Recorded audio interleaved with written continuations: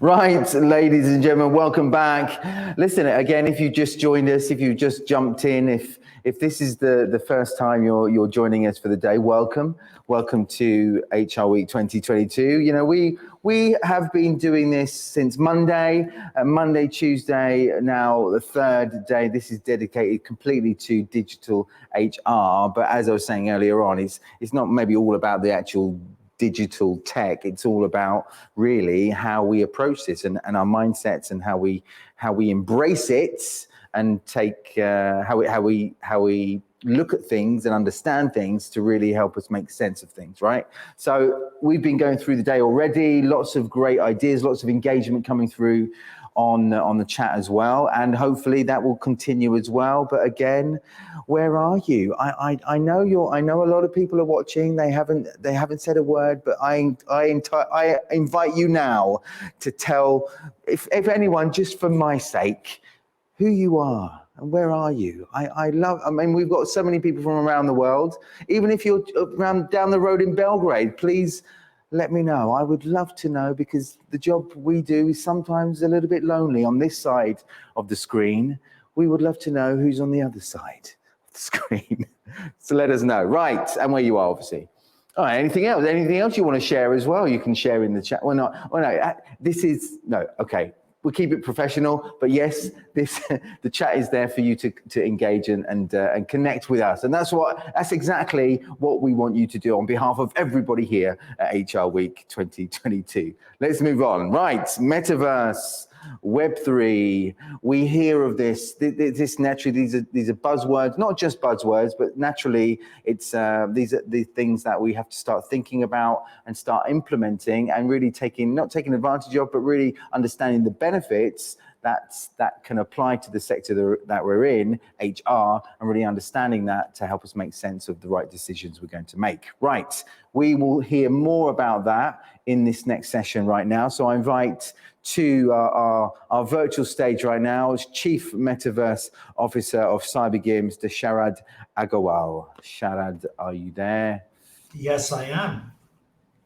Good, hello. I won't say, well, good morning. Maybe it is a good morning. Wonder where you are right now. Well, it's good afternoon from Dubai. It's 2:08 p.m. here. You're in Dubai, great. And I'm looking at your. I think it's a fake background, but it's a lovely background. It's a great background that makes us smile and gives us some colour and makes us feel like we're in Dubai. We are here, the HR team. We're here in Belgrade. Everybody else is around the world, and you're in Dubai. Listen, I'm going to leave it up to you now to take us into the metaverse through your words and through your spirit. And towards the end, as the questions come up, I'll pop back in, and then we can have an exchange of questions and answers. Yeah? Sure, super. So I'd just like to get my slide started. So, okay, here we go. My name is Sharad Agarwal, and I'm the Chief Metaverse Officer of CyberGear based in Dubai. I've been here for 32 years, so this is home for me. And as you might be reading in online media, Dubai is clearly on track to become the hub for all things that are Metaverse, Web3, crypto-centric. So I'm happy to be in the right place at the right time. And my topic is very interesting. It's the impact of Metaverse and Web3 on the HR landscape. So I'm going to be, talking to you about how the Metaverse can, help you create another sales channel, another platform for you to engage with all your stakeholders. Now, to understand, Web3 and the Metaverse, it's very important to understand the evolution of the internet. So I started actually the first digital agency in the Middle East back in 1996. So I'm a Web1 guy, and I used to browse on Netscape and search on Yahoo. There was no Google back then. There was no Explorer back then. This is 1996. We used to connect to the internet with a dial-up modem. The older people in the room will remember that. And then came Web 2, somewhere around 2000 early, where the social media basically came and took over. And that was the decade of the Facebook, the YouTube, the Instagram, etc. And finally, sometime last year is when Web3 came about. And that's where I see the real shift happening, both in terms of technology and a great opportunity really for brands to transition. So, what really is Web3? I want to explain to you in the next few slides. So, here we go. This is a kind of an analysis that has been done by a friend of mine.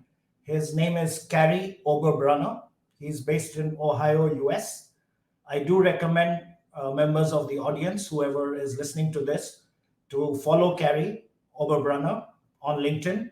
He's written a book on blockchain, and I love him because he explains all the technology in very simple layman terms, easy to understand. So in this chart, I'm not going to read through all of it, but I'll leave it on for a few seconds for you to see how the internet has evolved. So Web3 is nothing but the evolution of the internet, both in terms of technology and mindset. So going forward, these are some more criteria based on which you can see how the internet has grown over the years, from where it was to where it's going. I would like to talk about some important concepts of Web3. In my opinion, Web3 is not only about technology. For a moment, let's forget the technology. I'm not going to talk blockchain. I'm not going to talk coding. I'm going to talk about concepts. And in my opinion, Web3 is a mindset. It's a mindset of collaboration. And I'll give you a very quick example because I believe I have just 20 minutes. So I'm going to talk fast and make a few points. And whatever I'm telling you is not Google stuff. You won't find this in Google. These are stories that I've learned along the way talking to business owners. And the first one to prove that Web3 is about collaboration is follows.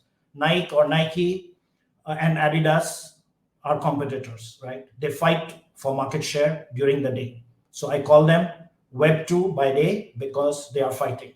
They are competition. But you know what they do every night? They are Web3. They collaborate. They share statistics, sales statistics. Why? Because they want to understand what the customers are interested in, what is the demographics, what is the buying behavior. So they actually share their sales statistics, and they do it for a reason. Because they want to grow the market, they want to bake a bigger pie, and obviously get a larger piece of the cake. So I call it Web2 by day and Web3 by night. So it's all about collaboration. Second, community is at the heart of Web3. Everybody says community, community, community. And for good reason. Why? Because if you look at any successful stories, right? Whether it's Bored Apes, it's Batman, it's Buffer, they all created an impact because they built a community of followers, community of like-minded people, and community that share their purpose, have shared values. So for any brand to succeed in the metaverse, you have to have a robust community. So my suggestion always to brands is, even if you want to delay building in the metaverse, that's fine, but start now building a community of real people. Third important point or pillar of Web3, in my opinion, is sustainability, good for the planet. Today, what is happening? Let's take any industry, let's take fashion industry, because that's the low-hanging fruit in the metaverse. So what happens today is Louis Vuitton will decide what we wear, right? They have a collection every season and they expect us to buy. But what's going to happen in the future going forward is we, the people, will decide what we are going to wear. So there is a major power shift that is happening from big brands to we, the people. And how will that happen? You and I can go to a Nike store. We can design our own shoe in terms of colors, fabric, logos, whatever. And then we can place an order and Nike will deliver. This is a shift of power. This is a shift that shows that it's going to be a sustainable environment with zero carbon footprint, no wastage. Today, whatever big brands are making, 50% of it is unsold. And do you know what happens to that? it is either liquidated or even worse, it goes to landfills. Bad for the planet. So sustainability is at the core of Web3 with a digital first approach. So you and I can try on, as avatars, which can be created in 60 seconds or less. Technology exists. We try on 3D digital clothes. We like them, we buy them, rent them, whatever. So that's the third pillar. Fourth pillar of Web3, in my opinion, very important, is ROE, return on engagement. Web 2 was about ROI. Web 3 is about ROE, return on engagement. I talk to a lot of brand owners globally, and invariably, the finance guys, they ask me, what is the ROI in the metaverse? That's a bad question to ask. It shows lack of understanding because you first need to engage with your audience before you can start selling to them. Which brings me back to the fact that you have to create a community and you have to create a lot of engagement through good content, by innovative programs, events, etc., etc. I'll talk about that in a bit. So those are the 4 pillars of Web3, which are very important. Now, it doesn't matter which industry you are in, finance, purchasing, HR, Metaverse applies to every industry in every geography. That's a fact. And before you venture into it, you have to understand the glossary, the terms, the voice, the vocabulary of Web3. So we have created a glossary, which is free to download, and you can get it from cyber-gear.io. The backstory is we first created this document some 6 months back, and it had, I guess, 50 terms that were explained. Today, it has more than 200 terms. We are updating this glossary every few weeks. What does it show to you? This whole industry is moving at the speed of thought. I'm guessing the next Web3 glossary towards end of the year will have 300 plus terms. Mark my words. Now I guess you understand Web3, the mindset, the shift that's happening. But how do brands transition from Web 2 to Web 3? Now, you need to have a masterclass on this. We obviously don't have the time for that. So what I thought is I will point you in the right direction. We also own this company called onlywebinars.com, where we host a lot of webinars on this subject. So instead of binging on Netflix, start binging on webinars. And you can find this one, which is entitled, How Can Brands Transition from Web 2 to Web 3? We have 5 panelists from 5 continents who have shared their learnings, which will help you craft your metaverse strategy, your Web3 strategy, and do what works for you. So I'll leave you with that URL, onlywebinars.com. Now, how do you transition? What are examples of some of the platforms that are moving into Web3? I've put some there on the screen. By no way am I endorsing any of these because they are work in progress. Some of them are ideation stage, some have gone to market, but it just shows you, how even, let's say, Chrome or LinkedIn or PayPal or YouTube have to gravitate towards Web3. And if they don't do it themselves, somebody else will come in and have their breakfast. So very, very important that every brand on the planet starts thinking of crafting a Web3 strategy. Now, I've explained Web3. I've talked briefly about transitioning from Web 2 to Web3. Let's talk a little bit about the metaverse, right? There is no one unique definition of metaverse. And I believe metaverse is a metaphor. And metaverse can be whatever you want it to be. So in my opinion, this is the definition. The metaverse is what the internet was supposed to be, a decentralized place where individuals have the freedom to create, own, and monetize their digital content. So it's quite easy to understand how ownership and the co-creator economy is at the heart of metaverse. And why should we even take it seriously? There are a lot of articles you must be reading. Some are even writing the obituaries of the metaverse of NFTs. Um, and I guess they don't get it because it's good to read everything, but I would say you don't need to believe everything you read. So let's just talk about the bigger picture. Where is this all headed? This is a Citibank report. There are so many others, and they clearly have made a case that we are looking at a 13 trillion economy by 2030. And more importantly, there will be 5 billion people on the planet by 2030 who will be spending a couple hours per day on the average in the metaverse. So this slide, I think, makes the case for metaverse in no uncertain terms. And now, just to back up, there is big money being spent in the metaverse ecosystem. So $77 billion in the last 18 months. These are some of the acquisitions. So you can see how money is being pumped into the industry for good measure. And when you look at the whole ecosystem of the metaverse, it's huge. There are so many players. And there are so many layers in the metaverse. There's the experience layer where you see all these brands that are, working 24/7 to make it a reality.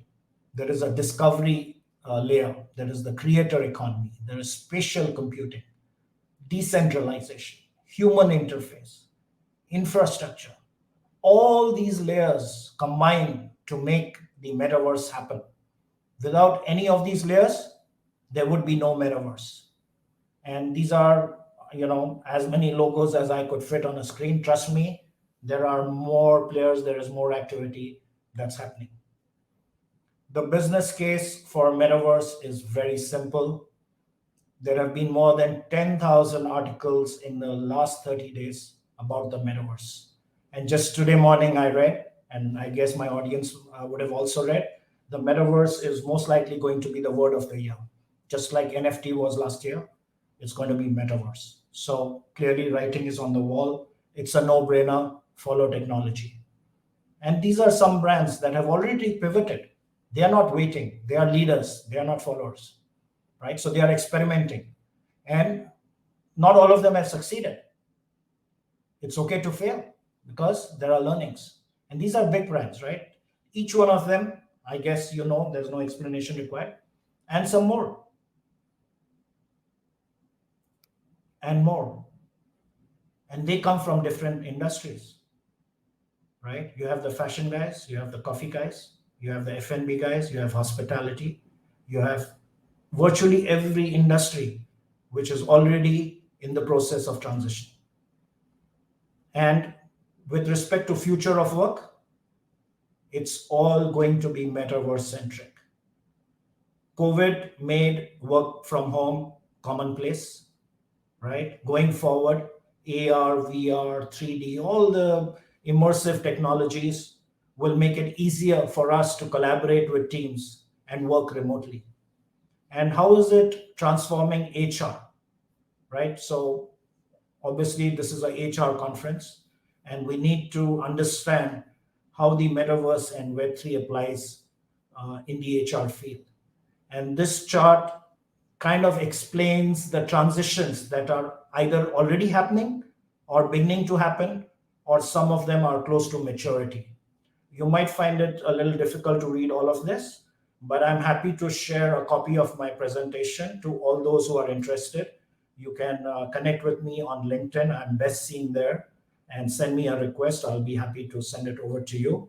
And you can, of course, go through details. But just to highlight, the whole concept of Web 2 in HR is transitioning very fast, right from the hierarchy to a flattened structure, from fixed working hours. There's no 9 to 5 anymore, right? It's 24/7. I mean, I guess I'm putting in good 14 hours a day, and that's just the way business is around the world. So there is no 9 to 5 anymore.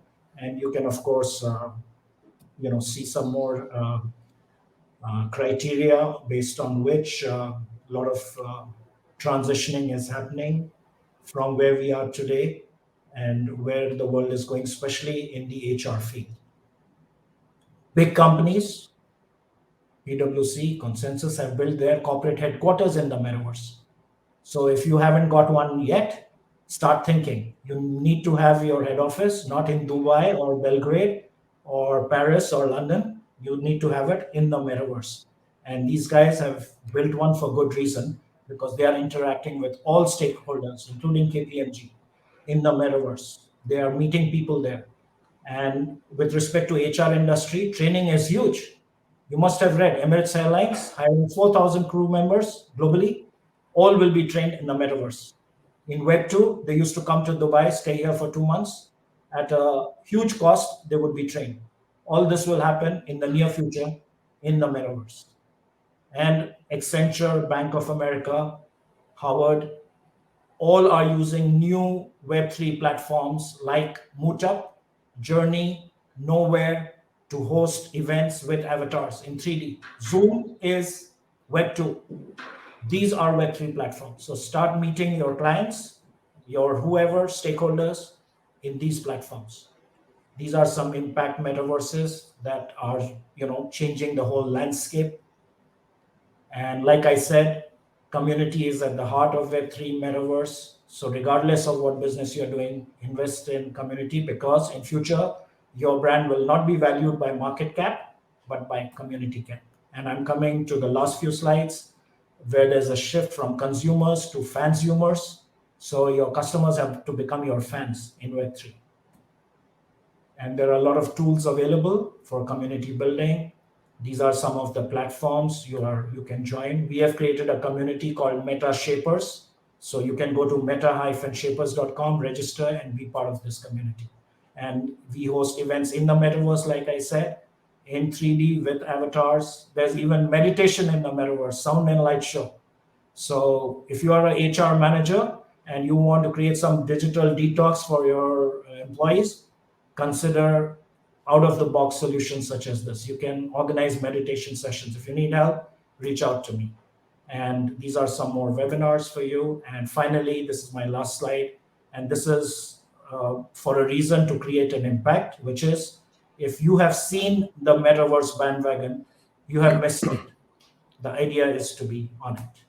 And to reach out to me, those are my coordinates.